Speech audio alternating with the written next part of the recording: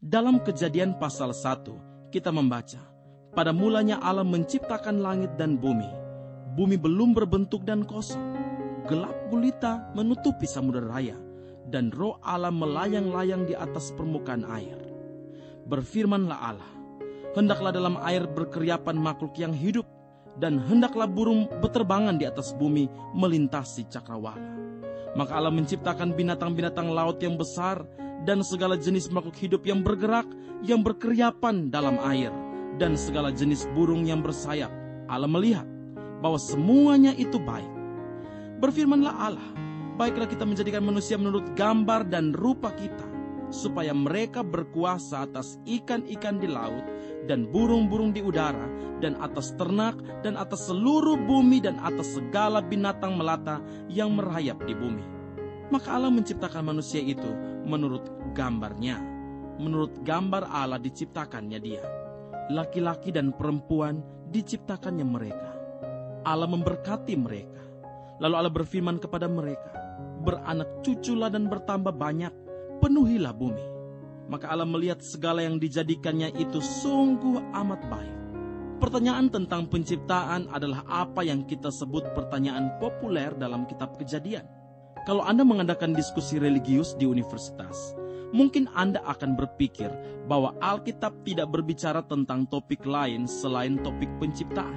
Penciptaan inilah yang ingin didiskusikan para siswa. Ada dua posisi ekstrim tentang topik penciptaan menurut Alkitab. Yang pertama, ada posisi ilmuwan yang mengatakan bahwa penciptaan yang dijelaskan dalam kitab Kejadian tidaklah dapat diandalkan secara ilmiah, dan oleh karenanya ilmuwan menolak Alkitab sebagai firman Allah yang diinspirasikan. Posisi lainnya yang adalah kebalikan dari posisi tersebut adalah orang percaya yang sangat konservatif yang mengatakan bukan Alkitab yang layak dipertanyakan, melainkan ilmu pengetahuan.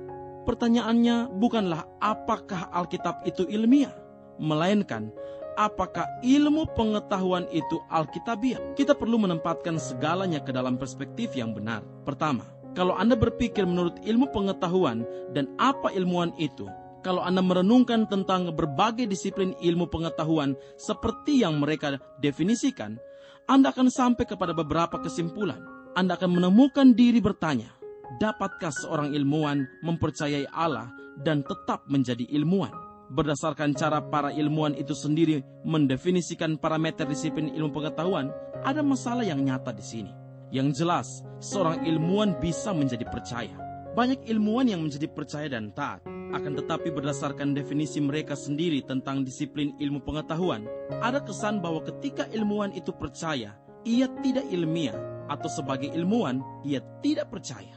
Ilmuwan berurusan dengan data atau fenomena yang dapat diamati. Ilmuwan berurusan dengan data yang dapat dipelajari secara objektif. Berdasarkan pengamatan mereka tentang data yang objektif ini, mereka mengadakan berbagai eksperimen. Lalu mereka menarik berbagai kesimpulan dan mengadakan berbagai penerapan.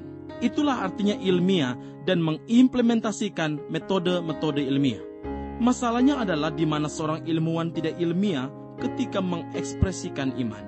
Dalam Ibrani pasal 11 ayat yang ke-6 dikatakan, tetapi tanpa iman tidak mungkin orang berkenan kepada Allah. Sebab barang siapa berpaling kepada Allah, ia harus percaya bahwa Allah ada. Ayat tersebut tidak mengatakan bahwa kecuali Anda seorang ilmuwan, Anda tidak mungkin berkenan kepada Allah, dan Anda tidak mungkin datang kepada Allah kecuali Anda seorang ilmuwan. Allah tidak mempunyai rencana keselamatan khusus bagi para ilmuwan.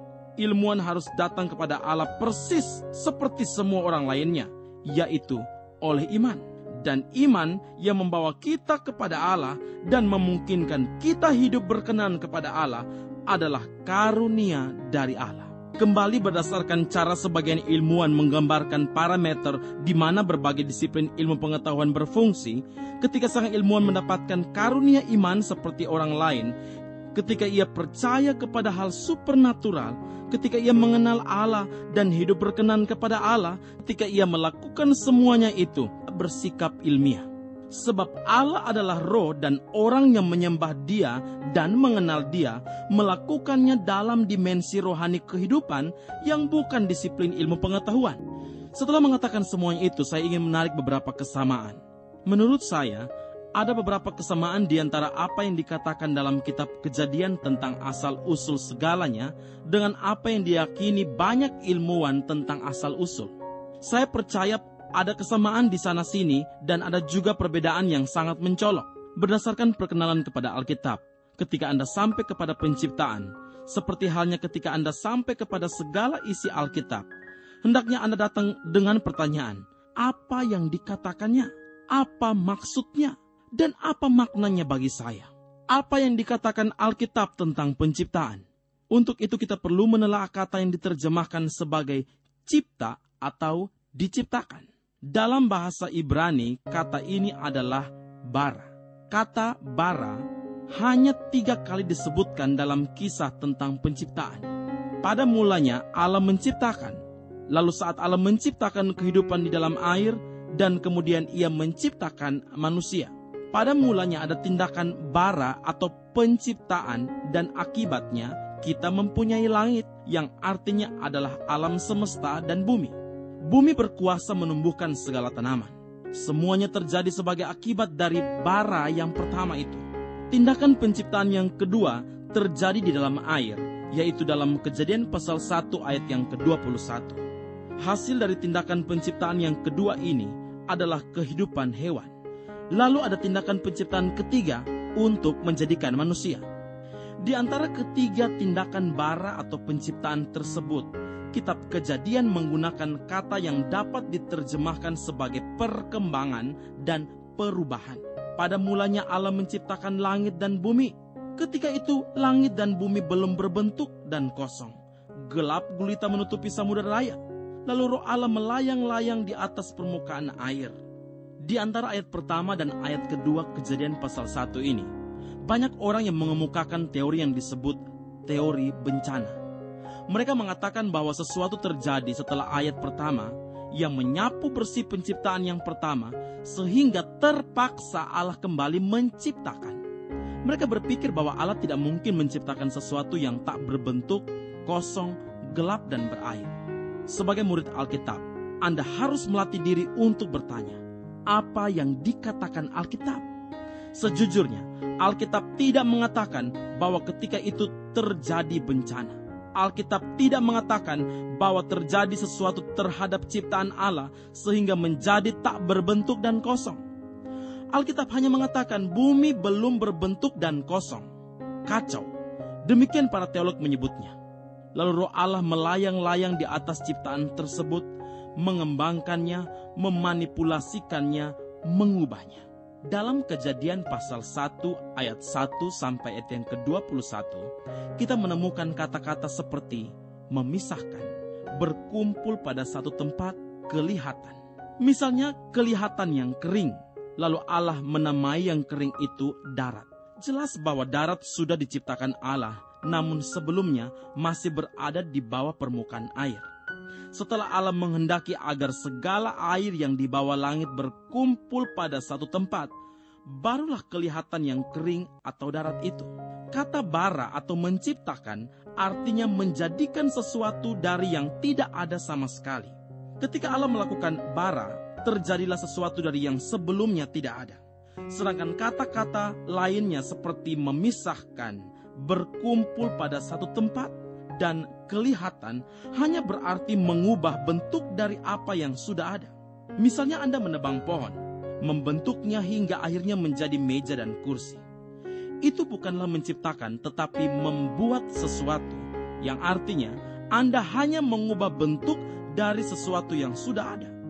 Dalam Kejadian pasal 1 ayat 1 sampai ayat yang ke-21, kata-kata ini bermaksud demikian, yaitu mengubah bentuk dari sesuatu yang sudah ada dan bukan bara atau menciptakan.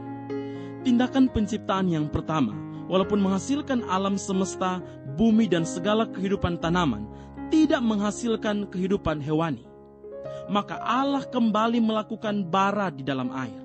Kembali para ilmuwan tampaknya meyakini bahwa kehidupan hewani dimulai di dalam air.